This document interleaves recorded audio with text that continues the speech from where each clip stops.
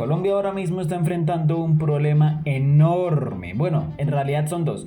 Primero, el Banco Mundial desembolsó 200 millones de dólares después del terremoto.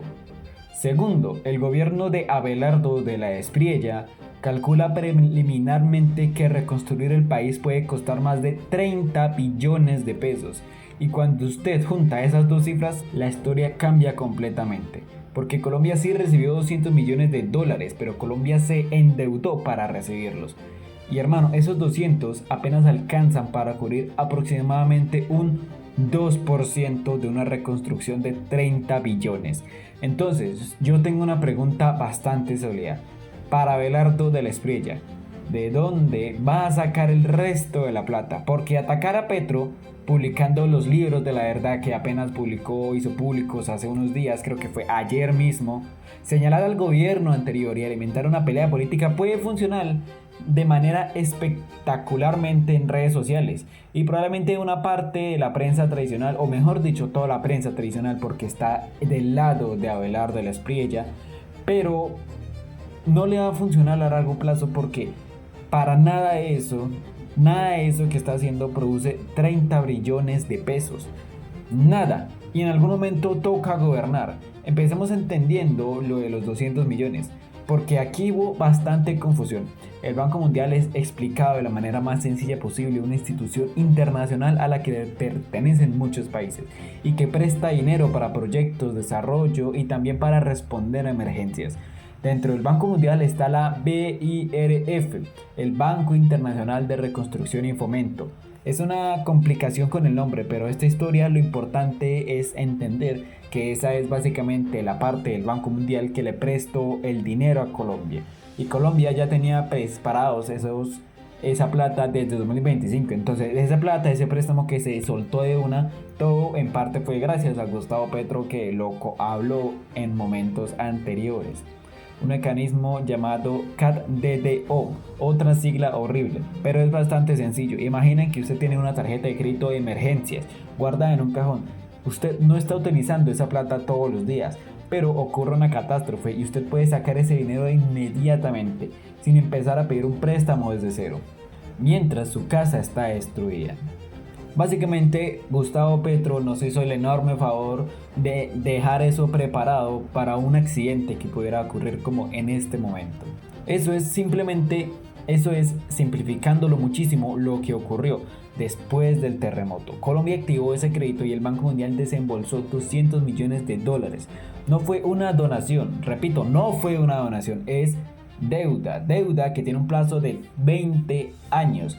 5 años de gracia y Colombia comenzará a hacer pagos programados desde 2030 hasta 2044. Y yo no estoy diciendo que endeudarse en una situación así sea necesariamente malo, sería absurdo.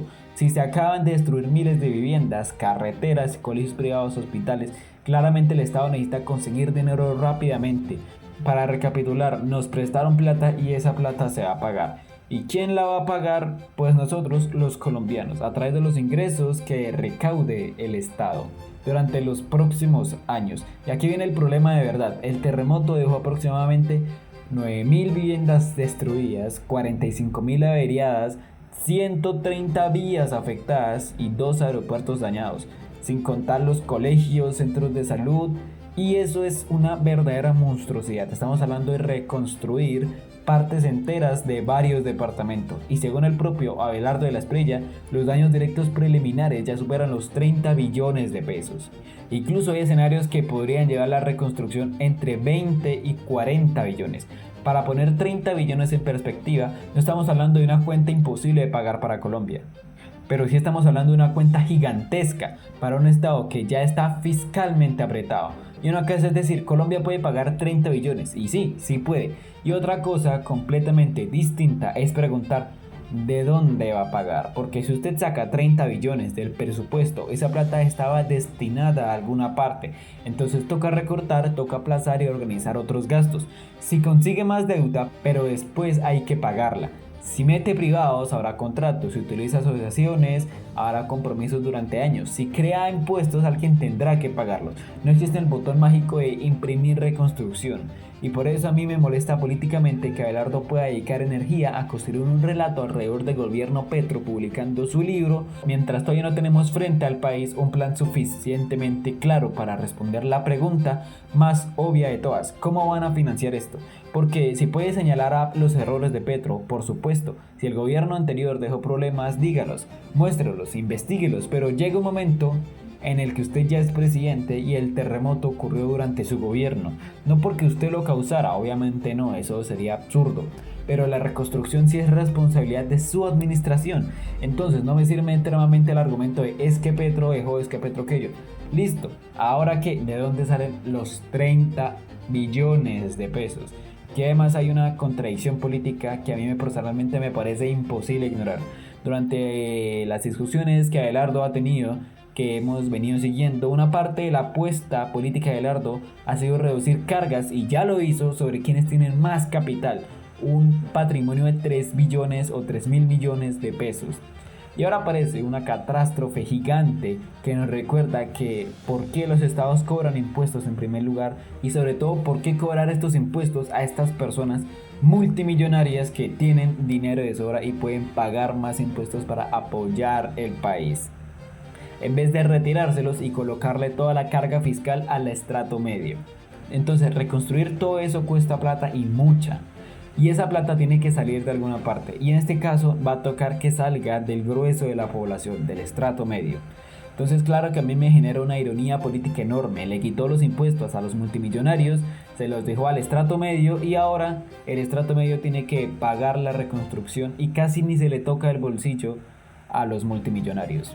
Porque después de reducir ingresos y defender a determinados sectores que aportan menos, llega una emergencia de esta dimensión y ahora necesita encontrar decenas de billones. ¿Y quién termina pagando esa deuda? Todos. Bueno, nosotros.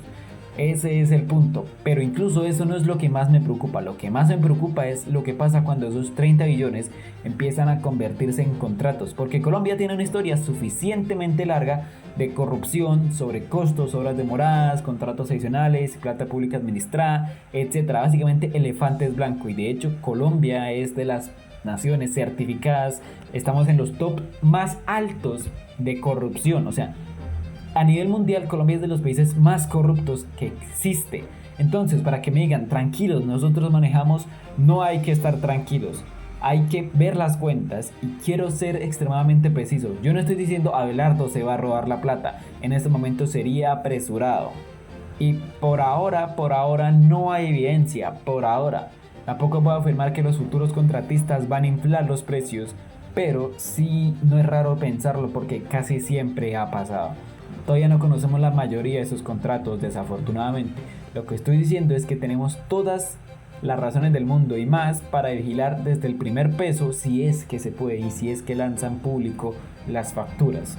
Porque si esto realmente termina costando 30 o 40 billones, la cantidad de dinero que va a pasar por contratistas va privado, sobre todo porque Abelardo no le va a hacer la plata a cualquier persona, sino a sus amiguitos que tiene por ahí, va a ser brutal. Empresas, constructoras, firmas de ingeniería, etcétera, etcétera, etcétera. Entonces ahí es cuando uno empieza a ver de verdad, y cuando llegue el momento, preguntar cuánto costaba originalmente la obra y cuántas veces le aumentaron el presupuesto, cuántas veces aplazaron la entrega, porque eso no es nada nuevo, y quién se está beneficiando en cada contrato. Porque mi miedo es exactamente ese, que hoy nos digan que reconstruir vale 30 billones y dentro de 5 años terminemos descubriendo que costó 50, 60 o 70 billones, que hubo obras que tardaron el doble y que algunas comunidades todavía ni siquiera han visto un peso de eso o una reconstrucción. Eso hoy no es un miedo, es literalmente un hecho que ha pasado en Colombia múltiples veces. Sobre todo porque esta plata del banco no viene con un papel que diga esta plata es para esto, para esta casa, para este hospital, para esta aquí. El dinero entró como presupuesto o apoyo presupuestario. ¿Qué significa verdaderamente eso? Que llega el sistema financiero del Estado colombiano, específicamente pasa por la Tesorería Nacional, que básicamente es la entidad que administra la caja del gobierno, el lugar desde donde se organiza el Estado, el dinero que entra y dinero que sale, y después el equivalente en pesos entra a la cuenta única nacional. otra expresión técnica para algo bastante sencillo, una gran estructura central desde la cual el gobierno maneja recursos públicos en lugar de tener cada peso separado, en una cuenta completamente independiente. Y desde ahí comienza el proceso real, presupuestos, entidades, contratos, transferencias, pagos, obras. Por eso quédense con esas 4 palabras, o con estas 4 palabras que voy a decir: apropiado, comprometido, contratado y pagado. Apropiado significa, en simplificación, que el Estado decidió oficialmente reservar plata para determinado gasto. Comprometido significa que ya asumió una obligación para gastarla. Contratado significa que ya existe un acuerdo con alguien para ejecutar algo. Y pagado significa que la plata efectivamente salió. No son lo mismo, y que el presidente diga tenemos 500 millones para vivienda no significa automáticamente que existan casas nuevas. Eso es justamente lo que debemos seguir, si es que se puede y si es que lo permiten. Hasta el 19 de agosto, la fecha de hoy, el que están viendo esto, no existe un desglose público consolidado que nos permita ver exactamente cuánto de los 200 millones de dólares ha sido apropiado, comprometido, contratado o pagado. ¿Significa que desapareció? Digamos que todavía no. Solo han pasado 6 días desde el desembolso, pero quiero que hoy dejemos planteada la pregunta para este nuevo gobierno de Abelardo, porque todos preguntan cuando ya pasaron 4 años y el gobierno ya salió. Y las preguntas es: ¿dónde está la plata? ¿A qué entidad llegó? ¿Quién lo contrató? ¿Y cuándo se construyó? Si es que se construyó. El Banco Mundial exige que Colombia informe cómo recibe el dinero y cómo lo incorporó a sus sistemas presupuestarios. Perfecto, pero ese control no reemplaza el que tenemos que hacer aquí. También está la UNGRD, la Unidad Nacional para Gestión del Riesgo de Desastres, básicamente la entidad estatal encargada de coordinar la respuesta frente a emergencias y desastres. Pero ojo, estos 200 millones no tienen que aparecer completos en una cuenta de la UNGRD, precisamente porque el crédito funciona como apoyo al presupuesto general. También aparece el BID, el Banco Interamericano de Desarrollo. Es otra institución internacional que financia proyectos y presta dinero a países de América Latina. El BID anunció hasta 300 millones de dólares en financiación contingente, pero hasta 300 millones no significa que esos 300 millones ya estén desembolsados. Además anunció 500 mil dólares no reembolsables para asistencia, o sea, esos sí los donó. Y también aparece el CAF, el Banco de Desarrollo de América Latina y el Caribe, otra institución financiera regional. El CAF confirmó una donación de 500 mil dólares para ayuda humanitaria. Entonces, para que quede clarísimo, Banco Mundial principalmente deuda, BIF financiación potencial, más una pequeña parte de ayuda no reembolsable. El CAF es otra historia. El CAF en esta historia una donación para ayuda humanitaria. Y cuando sumamos las donaciones identificadas en estas instituciones, estamos hablando aproximadamente de 1.2 millones de dólares. Eso es pequeñísimo frente a 30 billones de pesos. Después está la ANDI, que es básicamente uno de los principales gremios de grandes empresarios de Colombia. La ANDI y las cajas de compensación habían reunido unos 292 millones de pesos. Las cajas de compensación son entidades privadas que administran aportes de empleados y ofrecen servicios sociales a trabajadores y familias. Subsidio, recreación, educación, etc. Todo eso sirve, todo eso suma, pero seguimos muy lejos, incluso en un escenario muy optimista, donde Colombia consiguiera los 450 millones de dólares relacionados con el Banco Mundial y los hasta 300 millones del BID, tendremos unos 2.32 billones de pesos, frente a 30 billones, aproximadamente un 7.7%. O sea, ni siquiera juntando ese escenario súper optimista solucionamos una décima parte del problema.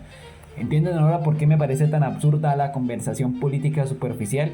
Estamos peleando por relatos mientras tenemos un hueco potencial de decenas de billones. Y yo tampoco he visto la presencia pública que esperaría de figuras como José Manuel Restrepo, que siendo honesto parece que es el que verdaderamente lleva las riendas del gobierno, y Abelardo el Esprilla es solo la cara, alrededor de una explicación económica de esta magnitud. Quiero escuchar al equipo y quiero escuchar un plan que probablemente a estas fechas no tienen. No solamente discursos o un libro que me diga cuál es la verdad que ellos quieren que creamos.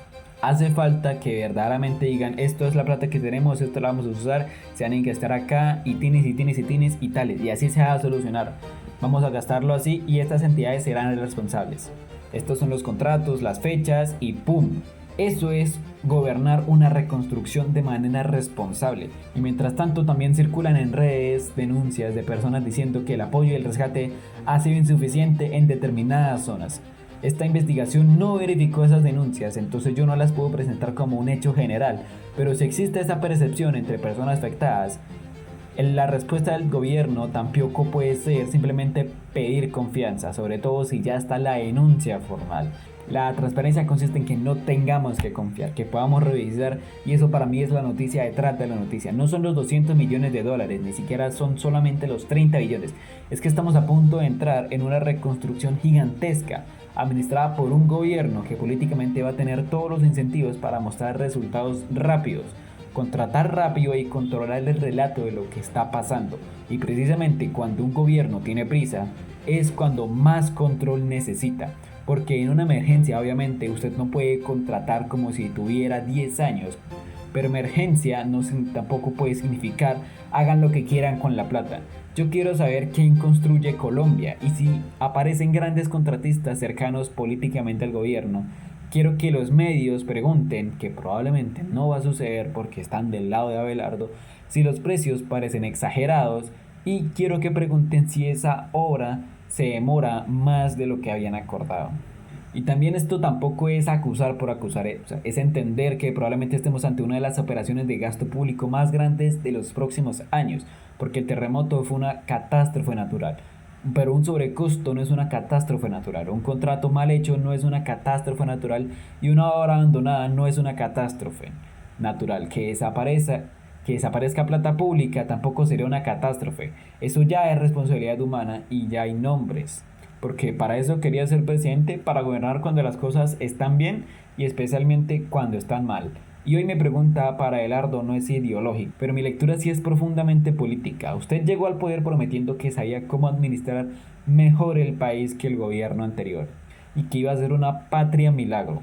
Ahora tiene enfrente una de las pruebas más difíciles posibles, más de 30 billones en daños y miles de viviendas, colegios, hospitales, carreteras, etcétera. Además de millones de colombianos que eventualmente van a terminar pagando esa cuenta. Entonces deje por un momento la guerra narrativa. Petro ya no está en el gobierno, usted sí. Díganos de dónde va a sacar la plata y díganos cómo la va a manejar. Porque la historia del terremoto, el desastre natural ya pasó. Ahora viene la segunda parte de la historia, que es la historia de las decisiones humanas y la reconstrucción del pueblo colombiano. Y espero que sean lo más transparentes con esta nueva historia. Nos vemos hasta aquí, nos vemos en una próxima noticia. Esto fue SNP News, espero les haya gustado, hasta la próxima.